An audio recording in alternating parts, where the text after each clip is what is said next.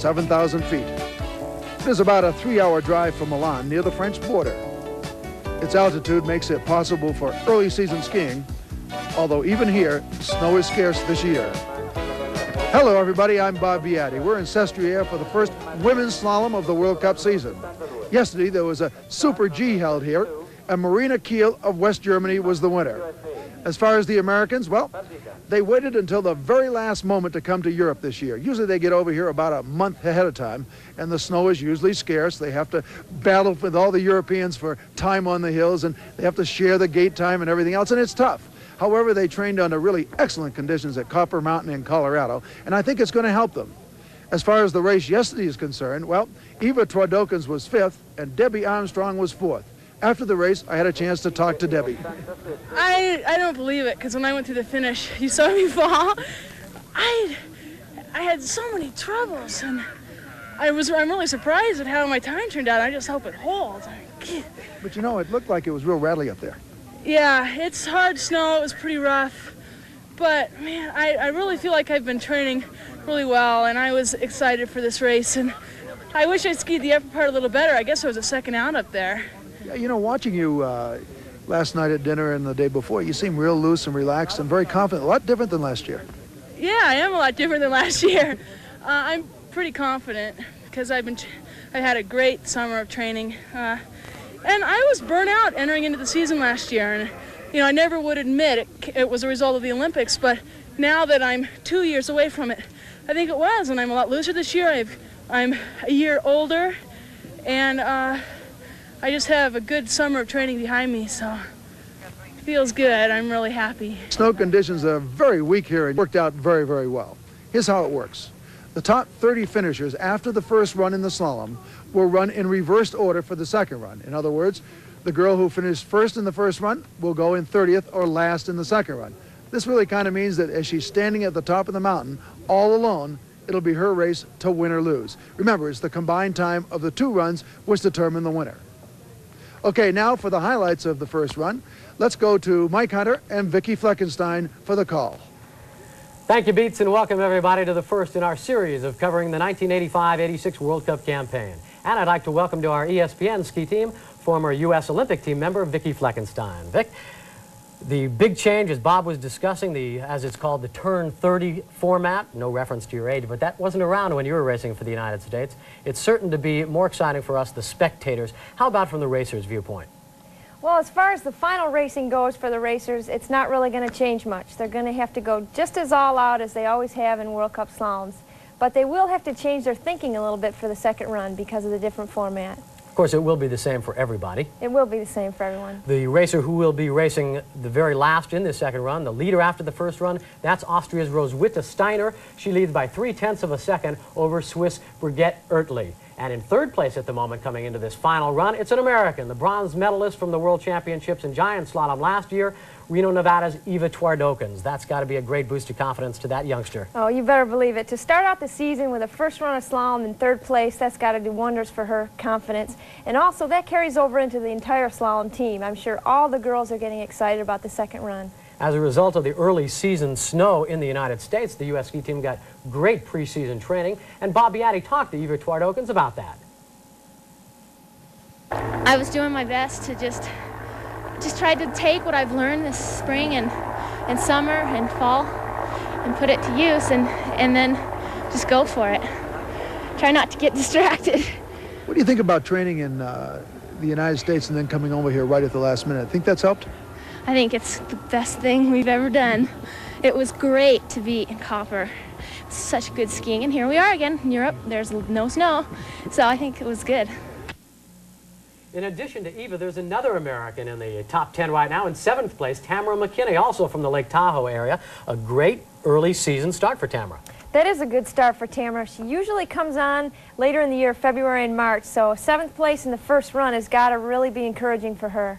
How about Erica Hess, one of the great all-time ski racers? She stands 5th after the first run. Now, in the old format, she would be starting off this second run, having a nice, clean hill out in front of her. But as a result of the new format, she's going to be the 25th racer down the hill. How does that play a factor in her ability to come back and win this race? Well, I'll tell you, Mike, she's got to forget about those nice, clean hills right now because she's Going to have a little bit of course deterioration, but then again, she's a veteran and she knows what to do to win this race.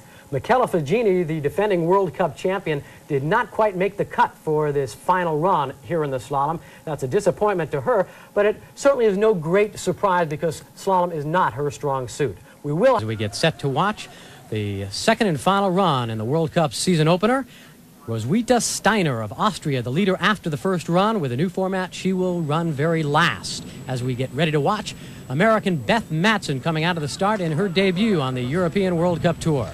Boy, you gotta know she's pretty excited about this, Mike. It's her first time over here racing in these big races. She's gotta be pretty excited. Had trouble with her ski pole, lost the grip there for a moment. Oh, wow, and now her goggles, that kind of thing just really disrupts your rhythm and your concentration, and boy, she seems to be getting it back, though, here. That's good. She's a good competitor, Beth. She came from the 72nd starting position. Now, as she sheds her hat, 72nd in start position in the first run. She finished 27th in that run. That's an excellent result. It really is. It's hard to move up that much from starting position like that. Boy, she looks good down here. See those little things that wreck your concentration? A good competitor like her, she just gets her act back together and puts it together down here on the bottom. All right. So with all those troubles, Beth Matson posts a combined time of 1:34.26, and only time shall tell where that will land her. Here it is once again with her problems with those goggles. Yeah, let's see what happens here. See, originally she knocked them up on her head to get them out of her way. They wear the goggles because their eyes water a lot, and there it just must have been bothering her. She just got rid of the head altogether. Monika Mehrhofer of Austria, 21-year-old second-year World Cup racer, is on course at the top. Drops off right about here at the 5th gate. Gets pretty steep. Only 2 years on the World Cup. That's a pretty good finish for her first run. She's one of the younger Austrians. Looks really nice here. She's nice and quiet and in good control. She's going a lot faster than people think. Good back on her skis there. Yeah, she did. But see how quickly she gets it back? Catches up with her skis. There's her split time, an excellent split time in comparison to Matson. The bottom part of the course here is fun to watch. You can see how close their skis go to the pole, especially right through here in this flush section. Boy, she looks really nice for a young racer. Austrian Mehrhofer across the finish line in 45.02 will give her a combined time of 1:32.21, well ahead of Beth Matson after the two runs combined, and it is the two times that they combined for the final order. Karen Buder is on course, 21-year-old Austrian. 1985, she was the Europa Cup slalom and overall champion. Yeah, she's a good slalom skier. As you can see here, they have similar styles. You know, they're on the same ski team, and they train year-round running hundreds and hundreds of slalom gates, so they do pick up sort of the same style. Coming towards the split time. And All right. just does post the best split time by 1/100th of a second, Buder. Boy, there's a lot of competition on that Austrian team. She's even smoother down here, looks a little bit faster. These girls are so smooth on this slalom that it looks like they're not going that fast, but I'll tell you, if you were standing right next to this course, you'd get a good feel for how fast they're going. So Buder's combined time of 1:31.95 will put her in the lead. Let's take a closer look at Buder's style down in the bottom section of the course. Okay, Mike, what's interesting to watch here is how close her feet and her skis go to these slalom gates. I mean, they're literally inches from the gates, and what she's trying to do is straighten out her line. We all know that the shortest line between 2 points is a straight line, and that's what she's trying to do. Carving those turns real well. So that was an excellent run for her. And her time proves it. 1:31.95. She's in first place. Beth Matson, the American, is a very happy young lady, and she's with Bob Beatty. Beth, that was a pretty wild and woolly run. It was wild. I had a lot of troubles. What happened up there? I started out by actually rushing to my start. I had to hike the course and get right in there, and ended up losing my pole and losing my goggles and had to brush them off and had a little trouble, I'd say. Pretty hard to get close to the poles when you can't see where you're going. That's true, especially rapid gates when you're supposed to be close to them, you know. But you know, that was really a good start for you. 2 good runs and really your first big World Cup race over here. And, you know, I think all the people in Aspen are going to be very proud of you. Oh, well, thanks. I hope so. It's been a good day for me, I think. I'm happy. Good luck the rest of the season. Thank you so much. From event to the 1986 World Cup Tour, and Carolyn Beer is our skier on top. Buder's teammate on the Austrian ski team in her second year on the World Cup Tour. Is 21 years old. She is young for this, the big leagues here in the World Cup circuit, but she seems to be doing well like all the Austrians today, it seems like. Vicki, she is a small, compact racer. How does that play a factor in the slalom racing? Well, there's different theories. A lot of people think that being small and really quick is good for slalom, and it looks like it's helping her out a little bit here. She doesn't have a lot of extra weight or a lot of height to carry around and be quick with. Her split time was just slightly behind that of Buder's. Has to make up a little bit of time down at the bottom. Was harsh on her edges there, it looked like. Yeah, she got low and wide on that one gate, and it's what we talked about before. You don't want to swing far from each gate. You've got to have each turn be right next to the gate. Her time across the finish line in combined time, 132.03, means that Karen Buder hangs on to the lead, at least momentarily, by a slim margin. She's probably happy with that run. Rennie Schneider is going to be our next competitor, and she is a top slalom racer. She's an excellent giant slalom racer, really. She's had some excellent results in giant slalom last year. She won a couple races and was second. But let's see what she can do in slalom. She has a really aggressive style. She skis a little bit like a guy, like the men on the Swiss team. She has her arms out in front of her, and she sort of boxes the breakaway gates right out of her way. This is really steep here, and she's quick and strong through there. She won the slalom earlier this year in the World Series held right here at Sestriere. That's a good way to start the season. She's probably looking for another one today. That's kind of a warm-up, though, to this. Yeah, this is the real big time right here. Wow, she looks great there, really cutting off the gates right close to her boots. I don't know, though. She's a little rough, not quite as precise as the couple Austrian girls we watched before her. But a good time down at the finish. 131.25 will put her into first place by 0.7 of a second as we look at her again. Okay, let's see here the difference between her and the other girls. She's just not quite as quick. See, she's got, her rhythm is a little bit off, and she looks a little stiff. She might not be quite as agile as the other girls. Can't be too harsh, can you? Not in this event, Mike. She's got to be quick and very subtle on her skis. But she is quick enough to take over the lead as Monica Hess gets ready to try and top the time posted by Rennie Schneider. Monica Hess, the younger cousin of Erika Hess. Monica's had some good results, too. She was 11th in the Olympics, which is a pretty good result. See how powerful they are out of the starts. Those girls are in such top shape from head to toe. I mean, their shoulders and arms and everything are really strong. She likes this hill, too. One of her best results ever was posted on this hill, a third place in 1984. And they remember that, Mike. From year to year, you have certain favorite hills, and if you have a good result in an area, you never forget it. Looks like she's really psyched for this run. Not a bit of concentration lapse or anything. She's got good rhythm.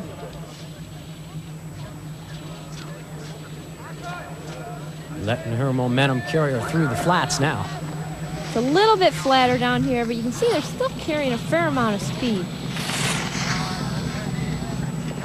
45.46 will not be good enough to take over the lead. 131.63 her combined time. So Rennie Schneider hangs on to the lead by 0.4 of a second.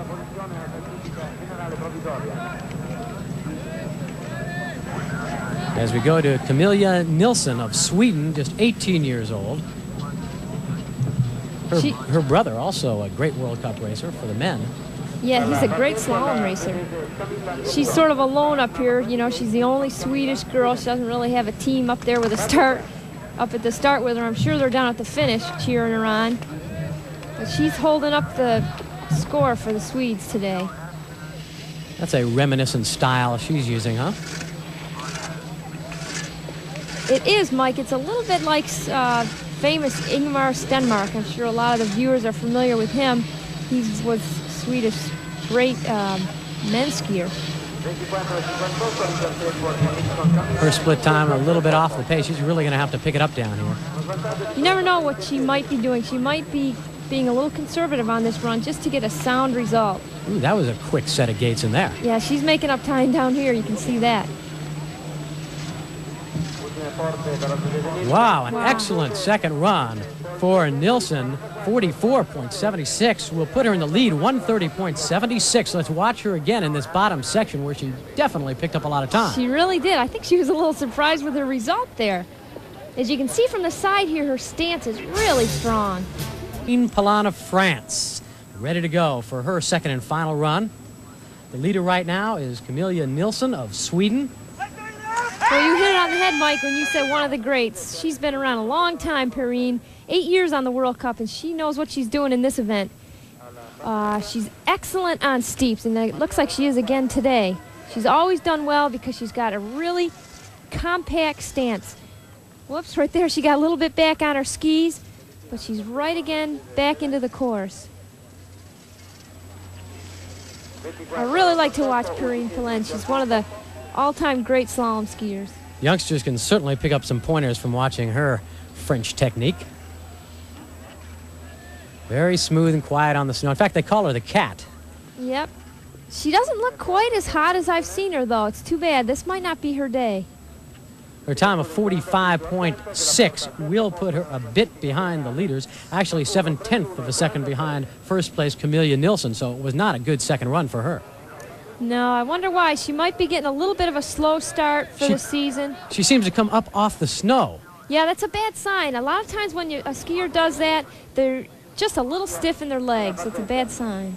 Maria Rosa Quario, a great young lady, 24-year-old Italian, now in her 8th year on the World Cup.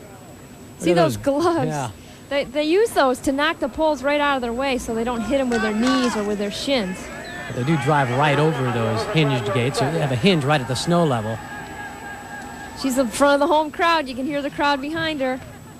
These Italians love to see their fellow Italians do well. Not only that, her most recent victory as a World Cup racer, 1984, she won it right here on this hill.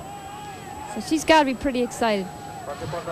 Looking a little rough, but you never know. You know, sometimes when they look rough, it's just because they're going so fast. The split time indicates she was slow up top, Oh, wow. and now she has a problem. Wow, it just happened so fast. You never know. Now, I think we might get a replay on that, and we'll try to see what happened to her there. Okay, here she comes. She's in good control here, no problem.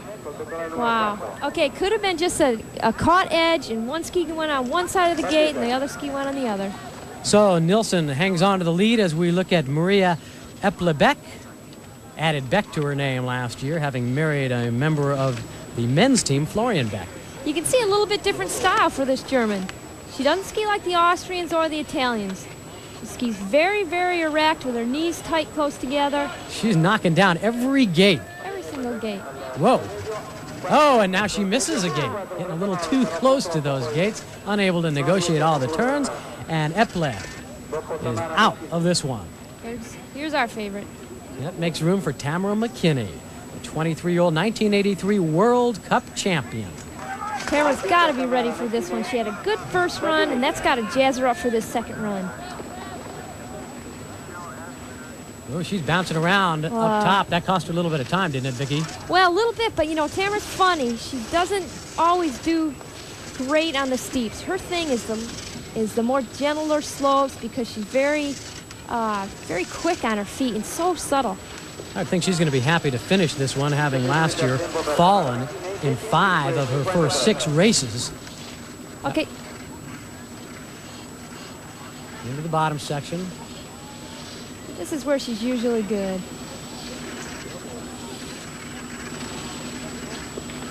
Very smooth there.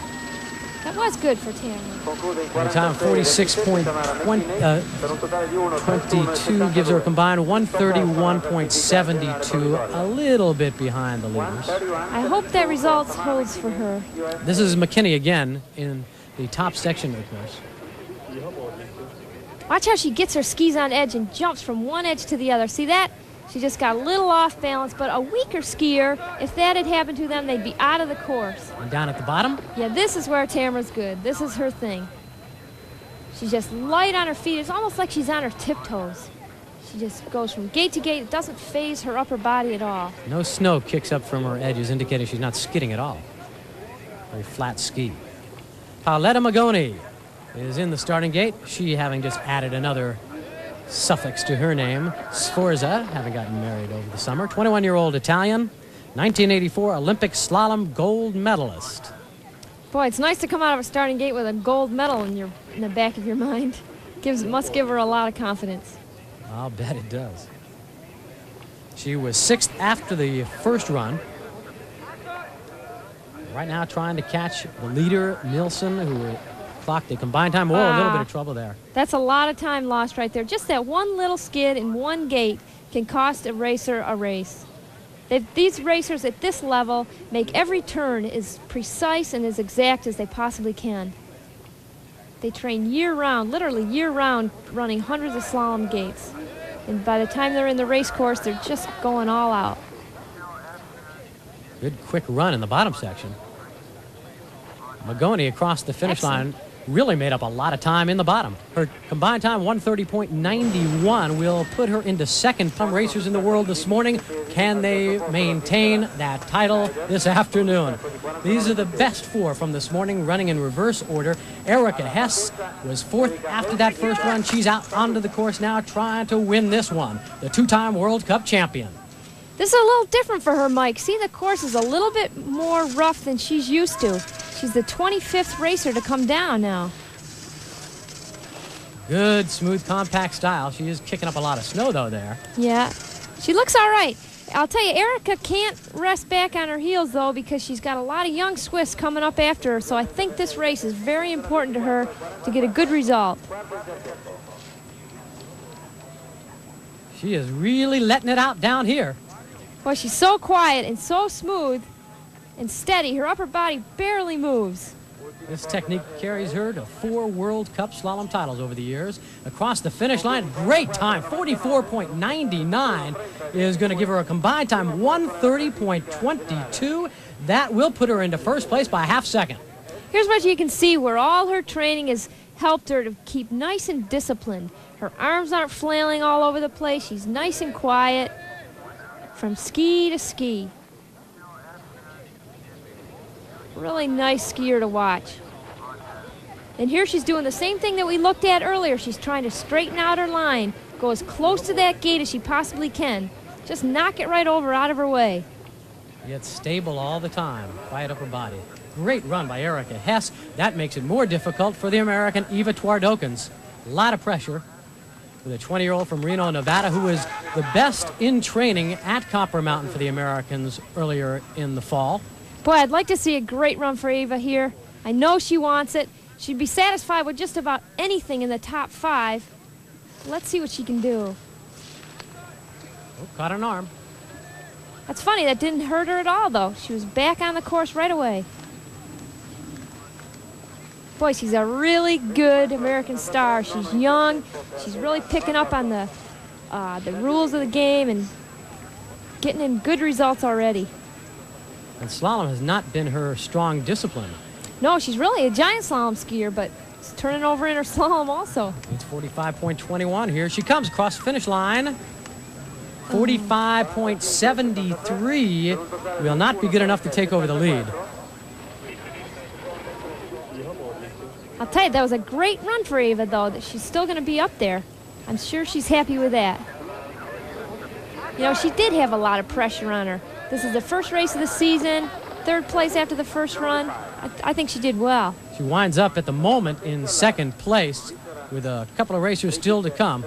Brigitte Oertling, 23-year-old Swiss, out on the course. Boy, they don't have much space between the start and the first gate. They really got to get right into it. Especially up here on this steep. That's not easy skiing right there.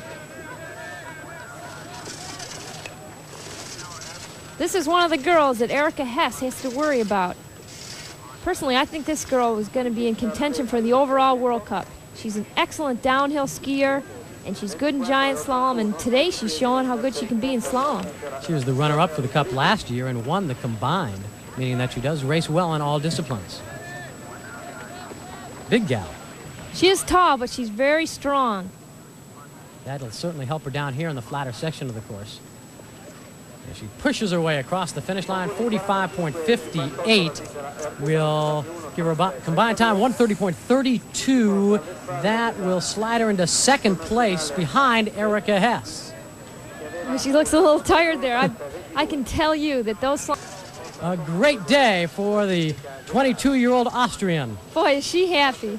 So we have a good training last week in Saalbach Interklimby. I have a training also on the man-made snow. And so it was pretty good. I'm feeling well. Oh, that's terrific one, and you're off to a great start. Fun? You're off to a great start. I don't know. You're off to a great start. Ah, sure, yeah. Good start. Yeah, sure. I'm happy. Congratulations to you. Thank you.